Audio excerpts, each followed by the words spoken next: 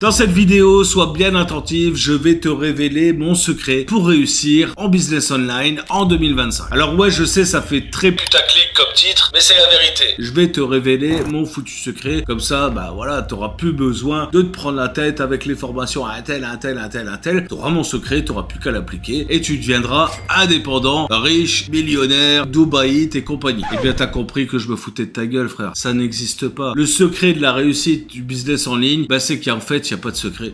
Voilà, c'est ça le truc. Il n'y a pas de secret. Le secret, ça serait de travailler. De travailler, frère. C'est un truc qui te passe même plus par la tête. À force de voir des trucs à droite, à gauche, machin, que tu vas gagner 1000, 2000, 3000, 10 000, comme ça, tu vois, ça, sans rien foutre, tu vois. T'as perdu la notion de l'argent. T'as perdu la notion du travail. T'as perdu la notion de la vérité, toi, tout simplement. On peut te raconter n'importe quoi. On va te dire, waouh, 2025, il y a tel business qui va cartonner. C'est des conneries. C'est des conneries. Alors, peut-être que c'est un business qui va être pratiqué par bon nombre de personnes et que ça va faire plein de réussites, machin, autour de ça. Oui, ça c'est possible. Mais est-ce que toi, tu seras inclus là-dedans? C'est ça la question. Bah, à 9 jours sur 10, non. Parce qu'en fait, c'est peut-être pas aligné avec ce que tu es. Et ça, je me tue à le dire depuis des années. Il n'y a pas de nouveau business. Il n'y a pas de nouveau hack, de nouveau growth hacking. Il n'y a pas de nouveaux trucs. Non, il n'y a rien de nouveau, en fait. Et la première chose que tu apprends en marketing, c'est qu'il faut pas réinventer la roue. Donc, en fait, tout ce qui pourrait sembler être nouveau, en fait, bah, c'est juste une amélioration de ce qui existe déjà. Voilà. Il y a quelques années, c'était l'engouement vers le dropshipping. Le dropshipping, ça a toujours existé. Moi, je fais du dropshipping depuis des années dans le bâtiment où je faisais livrer à mes clients, tu vois, du matériel que moi, j'achetais moins cher. Le fournisseur, il livrait chez le client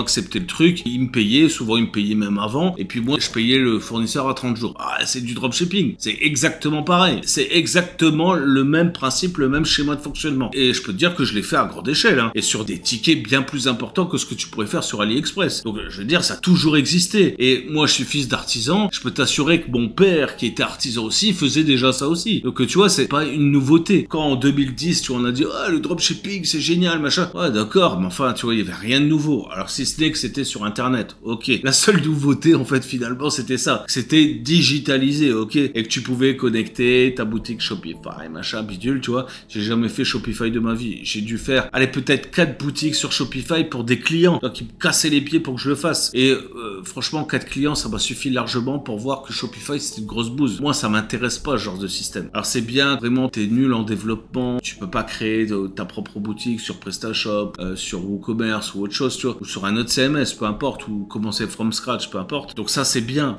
pour ces gens-là, c'est bien parce que tu vas pouvoir développer rapidement, tester rapidement. En termes de marketing, en tout cas, c'est le bon côté, c'est que tu vas pouvoir t'exposer rapidement au public, t'exposer rapidement au marché et voir si ton offre fonctionne. En réalité, quitte à faire une boutique Shopify, pourquoi est-ce que tu fais pas un funnel? Tu fais un tunnel de vente, tu vas pouvoir faire une page de présentation, tu vois, sur ton produit. Avec un tunnel de vente raccourci, tu vas pouvoir foutre des upsells derrière en plus. Il y a beaucoup plus de facilité en fait à faire ça. Si tu veux t'exposer rapidement au marché, ce qui est une bonne chose, eh bien, fais un funnel. Mais te casse pas la tête avec une boutique Shopify. Je veux dire, les gens qui te racontent ça, c'est des abrutis, tu vois, où ils essayent de t'inventer un savoir nécessaire en fait pour faire du business, mais en fait, ça sert à rien. Donc voilà, fais un funnel, ça ira bien plus vite. Alors, je parlais du e-commerce, voilà, qu'on n'a rien réinventé finalement, c'est toujours à peu près la même chose. Bah, dans l'infoprenariat, c'est exactement pareil aussi. C'est toujours la même chose. Je veux dire, je vends mes services, tu vends tes services, machin. Bah, l'idée, c'est que celui qui a le plus de visibilité vendra plus ses services qu'un autre. Voilà, c'est comme ça que ça fonctionne. Donc, on est sur un business de visibilité. On cherche de la visibilité. Je parlais du e-commerce juste avant. Bah, le e-commerce, c'est un peu plus simple parce que c'est un produit. Donc, tu veux de la visibilité sur un produit, pas sur du personal branding. C'est un peu différent, ok? Le marketing n'est pas le même. C'est un peu plus simple d'aller mettre, tu vois, ton produit avec une belle vidéo UGC, machin, sur Facebook ou sur autre chose et de générer pas mal de ventes comme ça ou d'utiliser des ambassadeurs, des influenceurs, appelle ça comme tu veux. Voilà, c'est un peu plus simple parce que c'est un produit physique, ok? Mais l'infoprenariat, bah, c'est kiff-kiff finalement. C'est juste que c'est du personal branding, donc c'est plus rattaché à ta propre personne. Mais tu peux aussi créer une marque et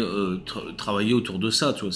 Exactement la même chose. Donc ne pense pas qu'il faut toujours réinventer. Les gens qui passent leur temps à inventer, c'est des gens qui procrastinent et qui n'avancent finalement pas dans la création de leur projet. Ils n'atteignent pas leurs résultats, ils n'atteignent pas leurs objectifs. Ils sont toujours ralentis par quelque chose parce que, tu sais, ils sont en mode start-up dans leur tête. Hein. Il faut toujours inventer le nouveau truc de demain, je sais pas quoi. Mais crois-moi, les meilleures inventions, bah, c'est des réactualisations d'inventions du passé en fait. Ça a toujours été comme ça. Que ce soit dans la musique, dans le cinéma, dans n'importe quelle industrie, c'est exactement la même chose. chose. On reprend les trucs du passé, on les remet un peu au goût du jour, et puis on rajoute quelques features en plus, tu vois. Bah, en fait, c'est ça le business, quoi. C'est mimétiser, tu vois. On a parlé pendant des années du mimétisme. En tout cas, moi, j'en ai parlé pendant des années. Bah, en fait, c'est ça. C'est analyser les business qui fonctionnent et essayer de voir comment est-ce que toi, tu pourrais l'adapter à ton marché, à ton industrie et à tes valeurs à toi. Donc, si tu as compris tout ça, bah, toutes les vidéos qui te disent 5 nouveaux business pour 2025, 10 nouvelles idées de business, je sais pas quoi, nanana, bah, tu sais que tout ça, c'est du bullshit, quoi. Tu vois, c'est du ChatGPT. Ils ont tapé une requête comme ça au pif sur ChatGPT, trouve-moi une vidéo, un script, un machin, et je fais un truc qui est bien. Alors, les mecs, ce sont des divertisseurs, tu vois, moi, ils m'amusent. Enfin, je veux dire, souvent, je regarde ce genre de vidéos, mais c'est parce que ça m'amuse, tu vois, ça me divertit. Mais t'apprends rien là-dedans. Tu vas pas apprendre avec, je sais pas, Theo Ricci, Yobi Denzel, je sais pas quoi, machin, dans une vidéo YouTube. Tu vas pas apprendre à monter un business. Redescends sur terre, c'est pas comme ça. Par contre, ils vont te teaser le truc, ils gardent leur autorité, machin, nanana, ils existent, sur de la visibilité. Du coup, ils vendent leurs produits en fait plus facilement. Bon, bah voilà. Ça, c'est la méthode entrepreneuriale, celle-là que je respecte. Mais à la base, la vidéo, c'est bien une vidéo d'influenceur à la con qui essaye de te faire croire que c'est facile le business, et si, c'est ça. Non, c'est pas facile. C'est difficile, ça demande beaucoup de travail, de la rigueur, de l'abnégation, une discipline d'enfer.